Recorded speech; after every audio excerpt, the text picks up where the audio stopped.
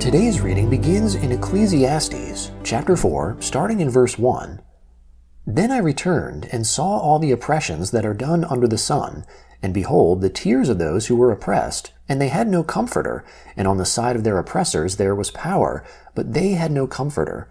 Therefore I praise the dead, who have been long dead, more than the living who are yet alive. Yes, better than them both is him who has not yet been, who has not seen the evil work that is done under the sun. Then I saw all the labor and achievement that is the envy of a man's neighbor. This also is vanity, and a striving after wind. The fool folds his hands together and ruins himself. Better is a handful with quietness than 2 handfuls with labor and chasing after wind. Then I returned and saw vanity under the sun. There is one who is alone, and he has neither son nor brother. There is no end to all of his labor, neither are his eyes satisfied with wealth. For whom then do I labor and deprive my soul of enjoyment? This also is vanity. Yes, it is a miserable business. 2 are better than 1, because they have a good reward for their labor. For if they fall, the one will lift up his fellow. But woe to him who is alone when he falls, and doesn't have another to lift him up. Again, if 2 lie together, then they have warmth. But how can one keep warm alone? If a man prevails against one who is alone, 2 shall withstand him. And a 3-fold cord is not quickly broken.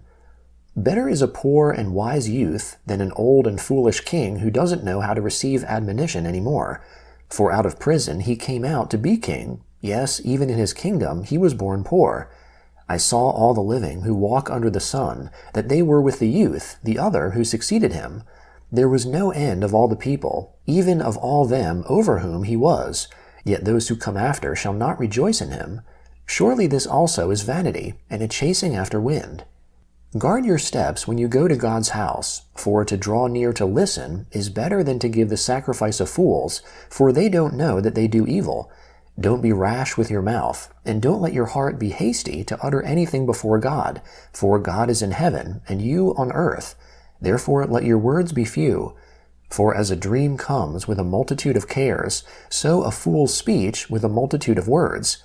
When you vow a vow to God, don't defer to pay it, for he has no pleasure in fools. Pay that which you vow. It is better that you should not vow than that you should vow and not pay. Don't allow your mouth to lead you into sin. Don't protest before the messenger that this was a mistake. Why should God be angry at your voice and destroy the work of your hands? For in the multitude of dreams there are vanities, as well as in many words, but you must fear God. If you see the oppression of the poor, and the violent taking away of justice and righteousness in a district, don't marvel at the matter, for one official is eyed by a higher one, and there are officials over them. Moreover, the profit of the earth is for all. The king profits from the field.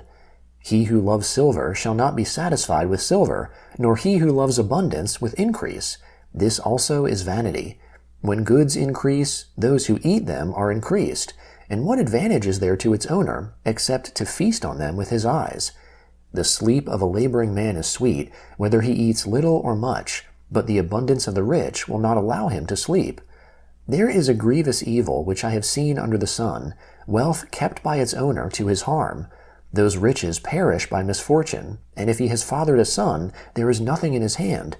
As he came out of his mother's womb, naked shall he go again as he came, and shall take nothing for his labor, which he may carry away in his hand. This also is a grievous evil, that in all points as he came, so shall he go. And what profit does he have who labors for the wind? All his days he also eats in darkness. He is frustrated, and has sickness and wrath. Behold, that which I have seen to be good and proper is for one to eat and to drink, and to enjoy good in all his labor, in which he labors under the sun, all the days of his life which God has given him, for this is his portion. Every man also to whom God has given riches and wealth, and has given him power to eat of it, and to take his portion, and to rejoice in his labor, this is the gift of God. For he shall not often reflect on the days of his life, because God occupies him with the joy of his heart. There is an evil which I have seen under the sun, and it is heavy on men. A man to whom God gives riches, wealth, and honor, so that he lacks nothing for his soul of all that he desires, yet God gives him no power to eat of it, but an alien eats it. This is vanity, and it is an evil disease. If a man fathers 100 children, and lives many years, so that the days of his years are many, but his soul is not filled with good, and moreover he has no burial, I say that a stillborn child is better than he. For it comes in vanity and departs in darkness, and its name is covered with darkness. Moreover, it has not seen the sun nor known it. This has rest rather than the other. Yes, though he live 1,000 years twice told, and yet fails to enjoy good, don't all go to one place. All the labor of man is for his mouth, and yet the appetite is not filled. For what advantage has the wise more than the fool? What has the poor man that knows how to walk before the living? Better is the sight of the eyes than the wandering of the desire. This also is vanity and a chasing after wind. Whatever has been, its name was given long ago, and it is known what man is. Neither can he contend with him who is mightier than he. For there are many words that create vanity. What does that profit man? For who knows what is good for man in life, all the days of his vain life, which he spends like a shadow? For who can tell a man what will be after him under the sun? The second letter of Paul to the Corinthians, chapter 6, starting in verse 14. Don't be unequally yoked with unbelievers. For what fellowship do righteousness and iniquity have? Or what fellowship does light have with darkness? What agreement does Christ have with Belial? Or what portion does a believer have with an unbeliever? What agreement does a temple of God have with idols? For you are a temple of the living God. Even as God said, I will dwell in them and walk in them. I will be their God, and they will be my people. Therefore, come out from amongst them, and be separate, says the Lord. Touch no unclean thing. I will receive you. I will be to you a father. You will be to me sons and daughters, says the Lord Almighty. Having therefore these promises, beloved, let's cleanse ourselves from all defilement of flesh and spirit, perfecting holiness in the fear of God. Open your hearts to us. We wronged no one. We corrupted no one. We took advantage of no one.